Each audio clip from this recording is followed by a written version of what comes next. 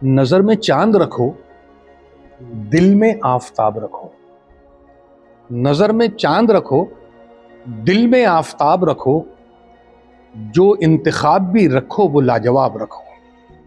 और जो चाहते हो कि दुनिया तुम्हें सलाम करे, जो चाहते हो कि दुनिया तुम्हें सलाम करे, तो अपने आप को दुनिया में कामयाब रखो।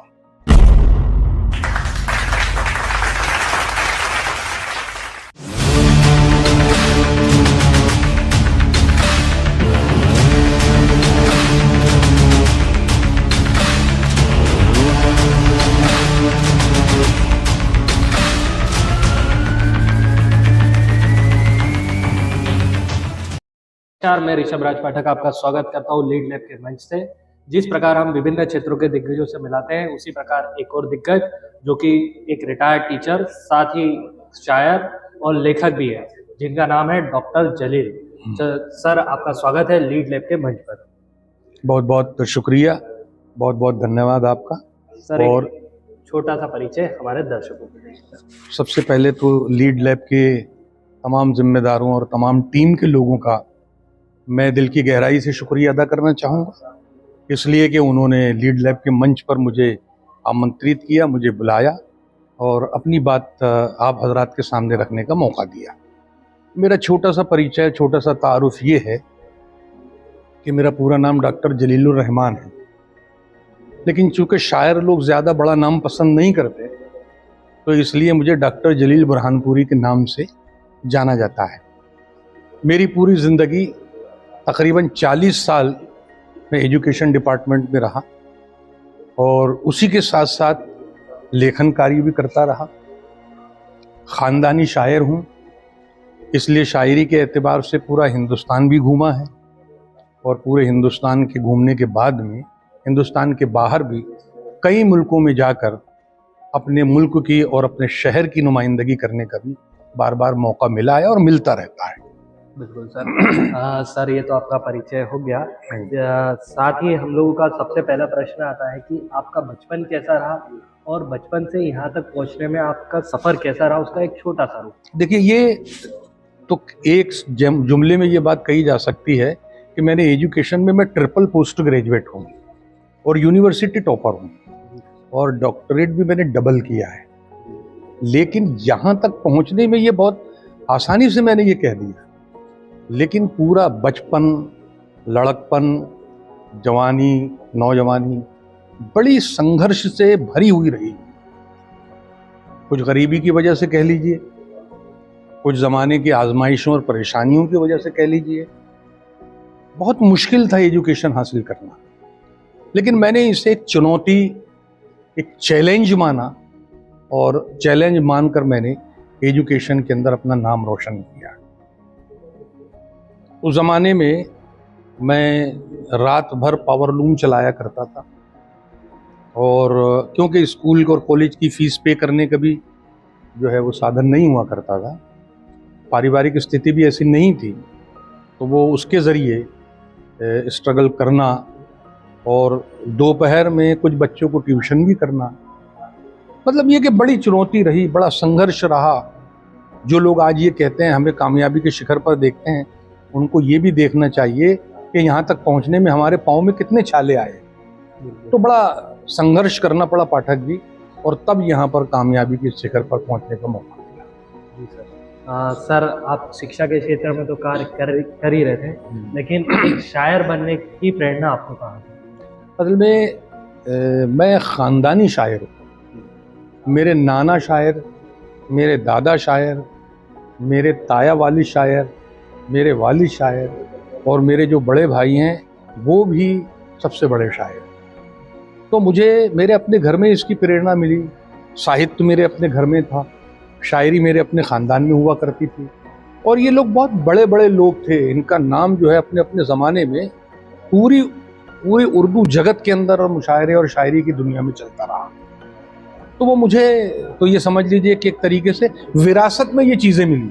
मुझे इसके लिए अलग से कोई मेहनत करने की ज़रूरत नहीं पड़ी। जी हाँ सर, उसके बाद हमने सुना, हमारी टीम ने मुझे बताया था कि आपकी कुछ पुस्तकें भी हैं और वो पुस्तकें किससे रिलेटेड है और कैसी पुस्तक? मेरी 5 पुस्तकें अभी तक आ चुकी हैं और 2 पुस्तक अभी 1 हफ्ते से 10 दिन के अंदर आ जाएगी। ये अलग अलग सब्जेक्ट्स के ऊपर हैं। एक तो मैंने पीएचडी किया, उसी वजह से मेरे नाम के साथ में डॉक्टर लगा हुआ रहता है। तो पीएचडी के जो थेसिस होती है, सबसे पहली मेरी वो किताब छपी। उसके बाद फिर मैंने बुरहानपुर का पूरा इतिहास लिखा। बहुत सारे लोगों ने बुरहानपुर की तारीख इससे पहले लिखी, लेकिन मैंने कोशिश ये की कि कंप्लीट हिस्ट्री ऑफ बुरहानपुर लिखा जाए। तो दारुस्सूरूर के नाम से मेरी ये दूसरी पुस्तक थी। तीसरी पुस्तक मेरी गज़लों का कलेक्शन था, जो कच्ची मिट्टी के नाम से छपा, और जिसके लिए मध्य प्रदेश उर्दू एकेडमी ने जो है वो मुझे 20,000 रुपये जो है वो सहयोग राशि दी थी, उससे वो छपी। चौथी पुस्तक मेरी अंग्रेजी की है, क्योंकि मैंने पूरे तकरीबन 40 साल अंग्रेजी ही बच्चों को पढ़ाया है। मेरा सब्जेक्ट भी वही रहा। मैं आपको ये बता दूं कि मैंने सबसे पहले एमकॉम किया अकाउंटेंसी के अंदर, फिर उसके बाद मैंने इंग्लिश में एमए किया, फिर मैंने उर्दू में एमए और पीएचडी किया। तो अंग्रेजी मेरा शौक भी रहा, मेरा पेशा भी रहा। तो अंग्रेजी में मैंने बच्चों के लिए एक पुस्तक लिखी, जगलिंग विद द वर्ब। जो अंग्रेजी सीखना चाहते हैं उनके लिए बहुत आसान पुस्तक है, वो बहुत आसानी से उसको सीख सकते हैं। 5वीं मेरी पुस्तक अभी 4 महीना पहले प्रिंट होके दिल्ली से आई, और उसको अभी मैं लेट आउट भी नहीं कर पाया कि उसको जो है वो स्टेट सम्मान से जो है सम्मानित किया गया मंत्री के जरिए, विभाग के, और मुझे मध्य प्रदेश उर्दू एकेडमी के माध्यम से Basit Bhopali award, memento, certificate और 31,000 रुपये का चेक माननीय मंत्री जी के लिए मुझे दिया गया। सर, आप एक शायर भी हैं और लेखक भी हैं, तो कोई एक आपकी शायरी हमारे दर्शकों के लिए? मैं तो बच्चों को जो इंस्टिगेट करने के लिए, इंस्पायर करने के लिए कहता हूँ, क्योंकि पूरी उम्र यही काम किया है कि नज़र में चांद रखो, दिल में आफताब रखो। नज़र में चांद रखो, दिल में आफताब रखो, जो इंतखाब भी रखो वो लाजवाब रखो। और जो चाहते हो कि दुनिया तुम्हें सलाम करे, जो चाहते हो कि दुनिया तुम्हें सलाम करे, तो अपने आप को दुनिया में कामयाब रखो। यही हमारा मैसेज है, यही हमारा पैगाम है, यही हमारी शायरी है और यही हमारी शायरी की बात है। सर, आपका एमए इंग्लिश में जैसा आपने बताया, तो अभी जो दौर चल रहा है कहीं ना कहीं हर जगह इंग्लिश की इम्पोर्टेंस है। तो वो इंग्लिश अगर कोई बच्चा सीखना चाह रहा है तो उसको मेन चीज़ें क्या आना चाहिए? देखिए, मैंने तकरीबन 40 साल में अंग्रेज़ी का ही आदमी रहा, उर्दू होने के साथ साथ अंग्रेज़ी ही पढ़ाई, और अंग्रेज़ी मेरा सबसे अच्छा सब्जेक्ट भी रहा। मैं शुरू से बच्चों को ये बात बताता हूँ कि अगर ज़िंदगी में तुम्हें कामयाब होना है तो 3 चीज़ों को आपको एजुकेशन लाइन में फोकस करना पड़ेगा। सबसे पहला काम ये कि आपको अपने एजुकेशन लाइन में एनसीसी लेना पड़ेगा। एनसीसी इसलिए लेना पड़ेगी कि आपकी ज़िंदगी के अंदर डिसिप्लिन आए, जो बहुत ज़रूरी है। दूसरी चीज़, मैं हर बच्चे से ये कहता था और मैंने सिखाया है पूरी ज़िंदगी कि एनसीसी लेने के साथ साथ आपको स्टेज पर आना पड़ेगा, ताकि आपको ये पता चले कि दूसरों को समझाना कितना मुश्किल है। इस दुनिया में सबसे ज़्यादा आसान काम खुद समझना है, और दुनिया का सबसे मुश्किल काम दूसरों को इस अंदाज में समझाना कि वो समझ ले, ये बहुत मुश्किल काम है। तो स्टेज ये तमाम चीज़ें आपको सिखा देता है। तीसरी जो सबसे अहम बात ये थी कि हर लड़के को अंग्रेजी बोलने की तरह अंग्रेजी आनी चाहिए। अब सवाल ये पैदा होता है कि एजुकेशन फील्ड में वो एनसीसी भी ले ले, स्टेज पर भी आ जाए और अंग्रेजी भी बोले। तो जैसा पाठक जी आपने पूछा कि भाई अंग्रेजी सीखी किस तरह जाए, क्योंकि सबसे बड़ा एक तो ये कि वो अंतर्राष्ट्रीय भाषा है, इंटरनेशनल लैंग्वेज है। आप जहाँ भी जाएं, अगर आपको अंग्रेजी नहीं आती तो आप हर जगह गूंगे हैं, और अंग्रेजी आती है तो समझ लीजिएगा आपको हर जगह बोलना आता है। अब सवाल ये पैदा होता है कि आप बोलें कैसे। या बोलना कैसे सीखें, तो मैं अपनी लाइफ की एक चुनौती आपके साथ शेयर करना चाहता हूँ, एक चैलेंज करना चाहता हूँ। मैं प्योरली उर्दू मीडियम का पढ़ा हुआ विद्यार्थी हूँ। 7वीं क्लास में मैं था मेरा एक दोस्त था, अब वो इस दुनिया में नहीं है, तो मैंने ये महसूस किया कि वो कुछ कुछ बातचीत के अंदर एक एक दो दो सेंटेंस अंग्रेजी के बोलता है। तो मैंने उससे ये पूछा, मैंने ये कहा कि यार आजकल तुम बड़ी अंग्रेजी बोल रहे हो। तो उसने नहीं बताया। फिर कुछ वक्त गुजरा, फिर मैंने यही सवाल किया, उसने जवाब नहीं दिया। फिर मैंने कुछ दिनों बाद उससे पूछा, तो उसने बताया कि मैं एक सर हैं, उनके वहाँ पर अंग्रेजी बोलने की प्रैक्टिस करने जाता हूँ, वो मुझे अंग्रेजी बोलना सिखाते हैं।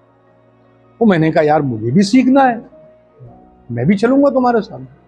तो लेकिन यार सबसे बड़ा मसला ये है कि मेरे पास तो स्कूल की फीस भरने का भी पैसा नहीं रहता है। तो अब जाहिर सी बात है जिस टीचर के पास जाएंगे वो फीस लेगा। तो हमारे साथी ने ये कहा कि ये सीखने की बात है। हमारे साथी ने कहा कि अरे वो फीस तो दूर की बात है, तू क्या अंग्रेजी सीखेगा, अंग्रेजी सीखना तेरे बस की बात नहीं है। पर वहां से ये बात मेरे दिल पे लग गई। मतलब मैंने आई हैव एक्सेप्टेड इस चैलेंज कि इसने कहा कि भाई तू क्या अंग्रेजी सीखेगा। तो मैंने दिल में सोचा कि बेटा अब तो मैं अंग्रेजी सीख कर बताऊंगा। अब सवाल ये पैदा होता था कि कैसे सीखा जाए। सिर्फ लगन दिल में पैदा हो जाए और सोच लें, लेकिन उसके लिए कुछ ना कुछ तो करना पड़ेगा। तो मैंने ये किया कि अपने कुंदन होटल के सामने पहले एक नगर निगम की पुरानी, आपको शायद ख्याल हो कि नहीं हो, वहाँ होटले के ऊपर कुछ पुरानी पुस्तकें कबाड़े में बिकती थी। मैं वहाँ गया और वो कबाड़े की दुकान मैंने देखी, और देखने के बाद एक किताब देखा जिसका आगे के भी कुछ पेजेस फटे थे और पीछे के भी पेजेस फटे थे। तो मैंने उससे पूछा कि भैया ये कितने का देगा, तो उसने कहा ये 50 पैसे का। उस जमाने में 50 पैसे चलते। तो मैंने कहा कि भैया ये 50 पैसे तो मेरे पास है नहीं यार, मेरे पास 4 आने, मतलब 25 पैसा। और उसने कहा इतने सस्ते में नहीं आती, लेकिन मेरे शौक को देखते हुए उसने 25 पैसे में मुझे वो किताब दे दी। अब मैं उसे लाया और बस मुझे एक ही धुन सवार थी, एक ही लगन थी, एक ही मेहनत थी कि मुझे किसी भी सूरत में अंग्रेजी की तरह सीखना है। मैं बिल्कुल दीवाना हुआ और उस किताब से जितना समझ में आया सीखता रहा, अपने टीचरों से पूछता रहा बगैर ट्यूशन। मैंने ट्रिपल पोस्ट ग्रेजुएट होने के बाद भी मैंने अपनी पूरी जिंदगी में कभी भी किसी भी सब्जेक्ट की ट्यूशन नहीं लगाई। तो चलते फिरते टीचरों से मैं पूछ लिया करता था कि ये इसका ग्रामर क्या होगा, ये क्या तरीका है, इसको किस तरीके से कहा जा सकता है, तो वो बता दिया करते थे। और वही वजह है कि मैंने इस तरीके से उस चैलेंज को कबूल किया। तो बताना भाई ये चाहता हूं कि अगर आपके दिल में लगन है, आपने दिल में ठान ली कि मुझे ये काम करना है, तो दुनिया की कोई ताकत आपको नहीं रोक सकती। मेरे एक पसंदीदा शायर हुआ करते थे, उनका शेर मैं आपको अपने इस लगन के हिसाब से सुनाता हूं। वो फिल्मों में भी आया। शहरयार साहब ने गजल लिखी थी, हमारे उस्ताद थे, अलीगढ़ मुस्लिम यूनिवर्सिटी में पढ़ाते थे। उन्होंने गजल लिखी थी जो फिल्म उमराव जान के अंदर वो फिल्म आई और उसको पिक्चराइज किया गया कि दिल चीज क्या है आप मेरी जान लीजिए, दिल चीज क्या है आप मेरी जान लीजिए, बस एक बार मेरा कहा मान लीजिए।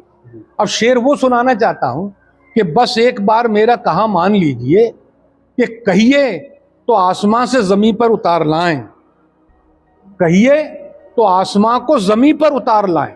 मुश्किल नहीं है कुछ भी अगर ठान लीजिए। अगर आपने ठान ली तो फिर अंग्रेजी नहीं, दुनिया की दूसरी तमाम भाषाएं आप सीख सकते हैं। उसी तरीके से मैंने भी सीखा, और मेरा मैसेज भी यही है कि कोई भी फील्ड में आप जाना चाहते हैं, कुछ भी सीखना चाहते हैं, जब तक के दिल में उसको सीखने की लगन नहीं होगी, उसको सीखने की आपको मेहनत करना पड़ेगी। मेहनत, ये दुनिया में अक्सर एक बात कहा करता हूं कि ये दुनिया मेहनत का कारखाना है। यहां मेहनत करने वाले को ही उसका फल मिलता है। वो आदमी कभी ये न सोचे कि मैं कुछ नहीं करूंगा और मुझे बहुत कुछ मिल जाएगा। यहां तो बहुत कुछ करने के बावजूद भी कभी कभी बहुत कम मिलता है।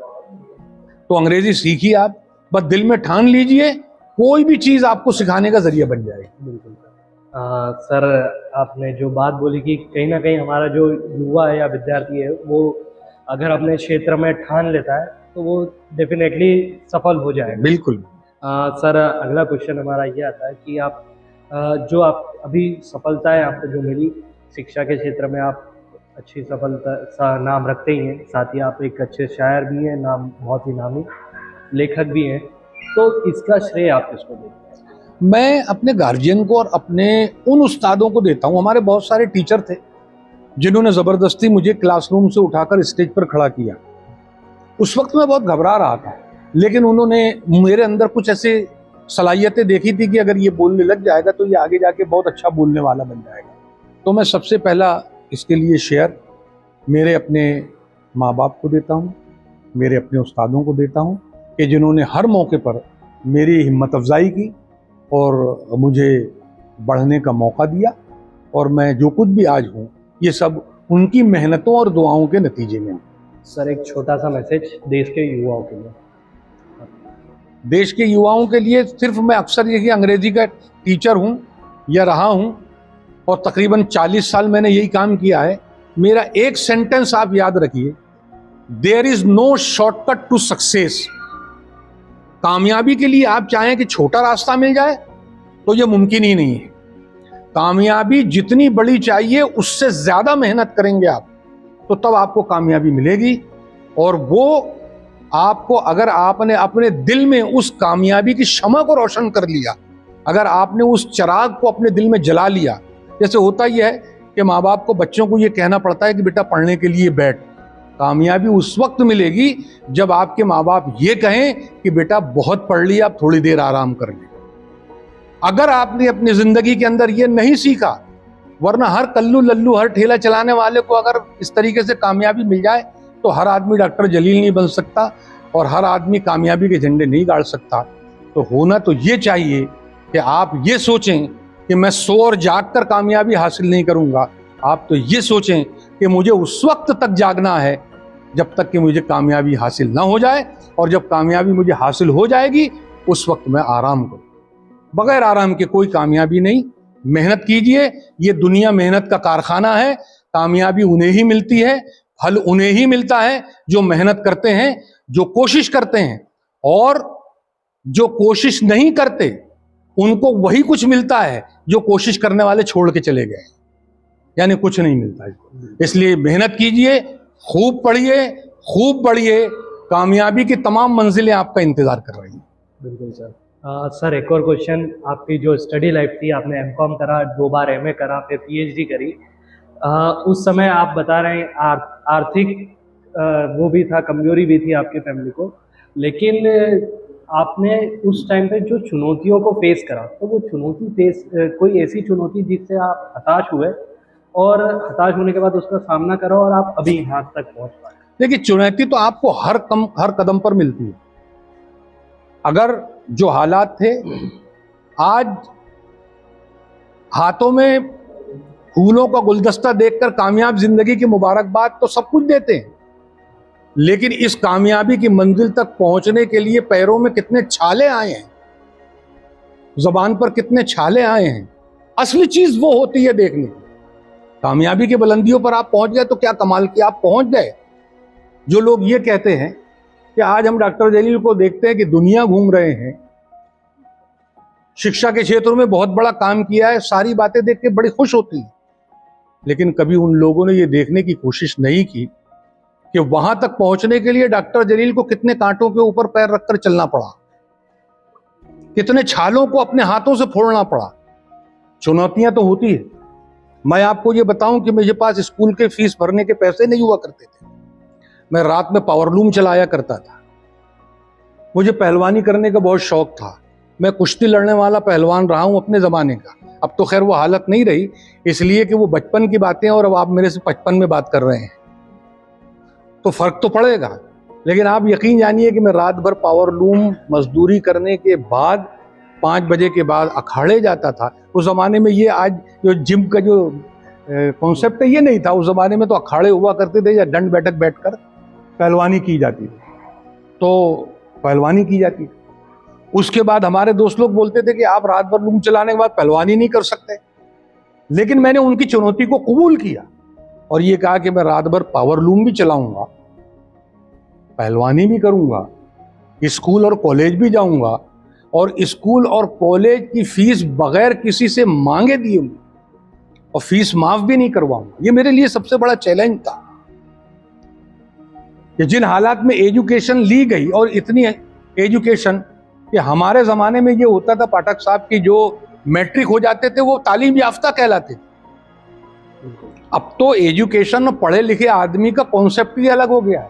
मेरे जैसा आदमी जिसको कंप्यूटर नहीं चलाता वो पढ़ा लिखा होने के बावजूद भी जाहिल है, इसलिए कि ये आज की चीज़ें और आज की चीज़ें सीखना ज़रूरी है। तो जिस ज़माने में लोग मैट्रिक पास होकर अपने आप को पढ़ा लिखा करते थे, उस ज़माने में मैंने ट्रिपल पोस्ट ग्रेजुएट किया, तो जाहिर सी बात है कि ये बहुत बड़ी चुनौती थी। और ये बहुत बड़ी चुनौती उस ज़माने में आपको सबसे बड़ा ताज्जुब ये हुआ कि स्कॉलरशिप भी नहीं थी। जो आज स्टूडेंट्स को स्कॉलरशिप मिलती है, कोई स्कॉलरशिप नहीं। जो कुछ भी करना है आपको अपने बलबूते पर करना है। हमने खुद काम किया, अपनी जेब से अपनी फीस पे की और हायर एजुकेशन हासिल किया। सर, आपकी कहानी तो बड़ी संघर्षमय थी कि आपने कहीं ना कहीं फीस भी माफ़ नहीं करवाई और मेहनत करके अपनी फीस भी भरी। साथ ही हमारा जो अंतिम प्रश्न होता है कि आपने सारे प्रश्नों के जो हमारे लीड लैब के मंच के सारे प्रश्न थे उसके आंसर तो बड़े बखूबी तरीके से दिए, लेकिन अंतिम प्रश्न हमारा ये होता है कि आपका अनुभव कैसा रहा इस लीड लैब के मंच? देखिए, मैंने आपको ये बताया कि मेरी पूरी जिंदगी मंच पर गुजरी है। कश्मीर से लेके कन्याकुमारी तक, गुजरात से लेके बंगाल तक, पूरा इस मुल्क का मैंने भ्रमण किया है। और इस मुल्क के बाहर भी बहुत सारे मुल्कों में मैंने जाके बुरहानपुर की खास तौर से और अपने मुल्क हिंदुस्तान का रिप्रेजेंटेशन किया है। तो मंच मेरे लिए कोई नई चीज़ नहीं है। हर दूसरे तीसरे दिन मेरी रातें मंच पर ही गुजरती। लेकिन ये एक अजीब अनुभव है कि वहाँ पर तो हमें अपने शायरी के माध्यम से अपनी जो बात कहना है वो कह दी जाती है, लेकिन ऐसा मौका बहुत कम मिलता है कि हम अपने वो तजुर्बात जिनसे आने वाली जनरेशन की कोई ना कोई उनको इंस्पिरेशन मिल सकता है, कोई रास्ता मिल सकता है, वो उसके लिए तैयार हो सकते हैं कि अगर परेशानियां आई हैं। मैं एक सेंटेंस हमेशा कहता हूं, लोग ये सोचते हैं कि परेशानियां आएंगी तो हम आगे कैसे बढ़ेंगे। डॉक्टर जलील का ये दावा है कि जिस शख्स के रास्ते में परेशानियां नहीं आएंगी वो कामयाबी नहीं होता है, इसलिए कि उस परेशानी से गुजरना, कामयाबी के साथ उस आजमाइश से गुजरना ही कामयाबी की दलील होती है। हमने देखा है दौलतमंद लड़कों को कि वो कभी कामयाबी की मंजिल को छू भी नहीं सकते। पता ये चला कि कामयाबी हासिल करने के लिए दौलत और सहूलत की जरूरत नहीं है। दौलत और सहूलत इंसान को कमजोर करती है। दौलत भी ना हो, सहूलत भी ना हो, और फिर उस आदमी को पानी के अंदर तैरने के लिए कह दिया जाए, अगर वो उससे परेशान नहीं होगा तो वो नदी के इस पार से उस पार चला जाएगा। अगर आपको इस पार से उस पार जाना है, किसी का सहारा मत ढूंढिए। ये मत सोचिए कि कोई आपकी मदद करेगा। इस दुनिया में अगर कोई आपकी मदद कर सकता है तो वो आप खुद हैं। मंजिलें आपकी तलाश में हैं। तो इसलिए मैं ये लीड लैब वालों को मुबारकबाद देता हूं कि एक मौका दिया उन्होंने ताकि मैं अपनी बात वहां तक पहुंचा दूं। इनका भी बहुत बहुत शुक्रिया। और ऐसे प्रोग्राम होते रहना चाहिए, इसलिए कि आज के ज़माने में इन्हीं चीज़ों की सबसे ज़्यादा ज़रूरत है। तो आप हजरात का बहुत बहुत शुक्रिया, लीड लैब वालों का भी बहुत बहुत शुक्रिया। और ये भी हो सकता है कि इसको देखकर, इसको सुनकर, इसकी कामयाबी को देखते हुए जो एक हवाओं के अंदर आपने शमा रोशन की है, हो सकता है कि और भी बहुत सारी शमें इससे रोशन हो जाएं और हमारे देश में, हमारे मुल्क में, हमारे बुरहानपुर में जो उजाला है वो और ज़्यादा उजाला हो जाए। बिल्कुल सर। सर, हमारी टीम को विश्वास है कि आपका जो ये साक्षात्कार है इसको देख के हमारे दर्शकों में से बहुत से दर्शक जो युवा है वो ठानेंगे और अपने क्षेत्र में सफलता पाएंगे। साथ ही हमारे जो देश है उसको विश्व गुरु बनाने के लिए एक अहम कदम उठाएंगे। बहुत बहुत धन्यवाद सर। आपका बहुत बहुत शुक्रिया।